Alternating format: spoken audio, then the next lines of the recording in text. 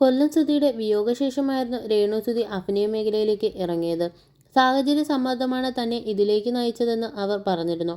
മക്കളെയും മാതാപിതാക്കളെയും നോക്കണം, വേറൊരു ജോലിയും ചെയ്യാൻ പറ്റില്ല. സുധി ചേട്ടനുണ്ടായിരുന്ന സമയത്ത് അവസരങ്ങളൊക്കെ വന്നതാണ്.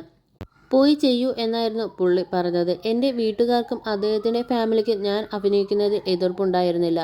അവരെ മാത്രമാണ് എനിക്ക് ബോധ്യപ്പെടുത്തേണ്ടതായിട്ടുള്ളൂ. അവർക്ക് കാര്യങ്ങളെല്ലാം അറിയാമെന്നും രേണു പറഞ്ഞിരുന്നു.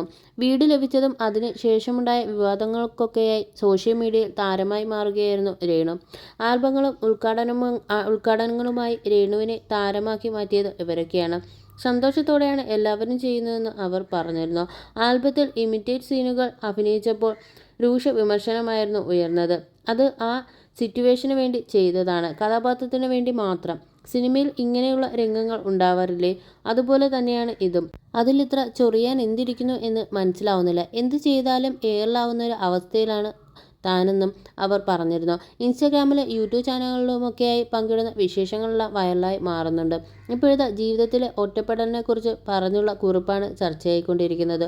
ഒരു കൂട്ട് വേണമെന്ന ആഗ്രഹമൊക്കെ രേണുവിന് തുടങ്ങിയിരിക്കുന്നു എന്നാണ് ഇൻസ്റ്റഗ്രാമിൽ പങ്കുവച്ച കുറിപ്പ് രേണു പറഞ്ഞിരിക്കുന്നത്. ഒറ്റയ്ക്ക് ജീവിച്ച് മടുത്തു. എന്നെ മനസ്സിലാക്കുന്ന, എന്നെ നോക്കുന്ന, എൻ്റെ മക്കളെ സ്നേഹിക്കുന്ന ഒരാളെ വേണമെന്ന് തോന്നിത്തുടങ്ങി. ഒരു കൂട്ട് വേണമെന്ന് മനസ്സ് ആഗ്രഹിക്കുന്നുവെന്നായിരുന്നു രേണു ഇൻസ്റ്റഗ്രാമിൽ കുറിച്ചത്. ആഗ്രഹിക്കുന്നത് പോലെ ഒരാൾ വന്നാൽ ഇനിയൊരു വിവാഹം സംഭവിച്ചേക്കുമെന്ന് നേരത്തെ രേണു പറഞ്ഞിരുന്നു. വിവാഹം കഴിഞ്ഞാൽ ഇപ്പോഴത്തെ വീട്ടിലേക്ക് പോവില്ല, അദ്ദേഹത്തിനൊപ്പമായി വേറൊരു വീട്ടിലേക്കായിരിക്കും പോകുന്നത്. അതുപോലെ പേരിൽ സുധി മാറ്റും. സുധിച്ചേട്ടനുമായുള്ള വിവാഹശേഷമാണ് പേരിനോടൊപ്പം സുധി എന്ന് ചേർത്തത്. ഇപ്പോഴും അദ്ദേഹത്തിൻ്റെ ഭാര്യയാണ്, അതുകൊണ്ടാണ് പേര് അതുപോലെ നിലനിർത്തുന്നത്. ഭാവിയിൽ അതിലും മാറ്റങ്ങൾ വന്നേക്കാമെന്ന് രേണു വ്യക്തമാക്കിയിരുന്നു. മോഡേൺ ഡ്രസ്സുകളും നാടൻ ലുക്കും ഒരുപോലെ ഉപയോഗിക്കാറുണ്ട് രേണു. സാഹചര്യം നോക്കിയാണ് ലുക്ക് തീരുമാനിക്കുന്നത്. ഉറക്കം പോലുമില്ലാതെ യാത്ര ചെയ്താണ് ഓരോ പരിപാടികളിലേക്കും എത്തുന്നത്. എൻ്റെ സുഹൃത്തും മാനേജറുമായ കരിഷ്മയാണ് കാര്യങ്ങളെല്ലാം നോക്കുന്നത്. മാനേജറെ വെക്കാനും മാത്രമുള്ള തിരക്കുകളോ എന്ന് ചോദിച്ചാൽ അതെ എന്നാണ് മറുപടി.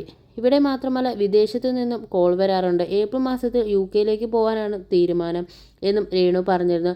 വിദേശത്തേക്ക് പോവാൻ ലഭിക്കുന്ന അവസരങ്ങളൊന്നും പാഴാക്കാറില്ല, എല്ലാം സ്വീകരിക്കുന്നുണ്ട്.